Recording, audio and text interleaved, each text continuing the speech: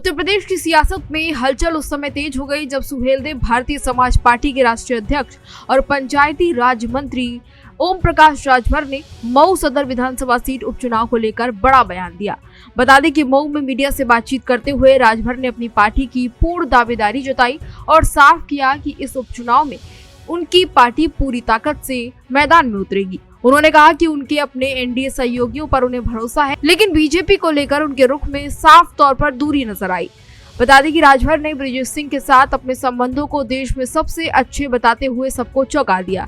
बृजेश सिंह, जो कि एक समय माफिया छवि के लिए जाने जाते थे और अब राजनीति में सक्रिय हैं, जब उनसे पूछा गया कि क्या बृजेश सिंह उनकी पार्टी के टिकट पर चुनाव लड़ सकते हैं, तो उन्होंने कहा कि उन्हें इसकी कोई जानकारी नहीं है। हालांकि उनके इस बयान को राजनीतिक समीकरणों के रूप में देखा जा रहा है। मंगलवार को मऊ पहुंचे राजभर ने पंचायत चुनाव और चुनाव को लेकर तैयारियों के साथ साथ तमाम और चीजों पर अपना रुख साफ किया। उन्होंने कहा कि मऊ में उपचुनाव की संभावना बन रही है और उनकी पार्टी इसमें पूरे दमखम के साथ भाग लेगी। उनका दावा है कि उनकी पार्टी मऊ सदर से चुनाव लड़ेगी और उन्हें एनडीए में सहयोगियों के सहयोग की उम्मीद है। हालांकि बीजेपी को उन्होंने अपने बयान से बाहर रखकर एक नया सियासी संकेत दे दिया है। मऊ सदर से मौजूदा विधायक अब्बास अंसारी की सदस्यता को लेकर जब उनसे सवाल पूछा गया तो राजभर ने कहा कि ये मामला कोर्ट में है और जो भी फैसला आएगा उसके अनुसार उपचुनाव की तैयारी की जाएगी। उन्होंने कहा कि अब्बास अंसारी समाजवादी पार्टी से जुड़े हैं और जब तक उनकी सदस्यता रद्द नहीं होती तब तक वे सपा के विधायक ही रहेंगे। राजभर ने ये भी दावा किया कि 2022 में अब्बास को सुबसपा का टिकट समाजवादी पार्टी प्रमुख अखिलेश यादव के दबाव में दिया गया था। बता दें कि राजभर ने समाजवादी पार्टी के राष्ट्रीय अध्यक्ष अखिलेश यादव पर भी तीखा हमला बोला। उन्होंने उन पर तंज कसते हुए कहा कि अखिलेश दिन में नहीं रात में सोचते हैं, इसीलिए उनके बयानों में भी रात ही नजर आती है।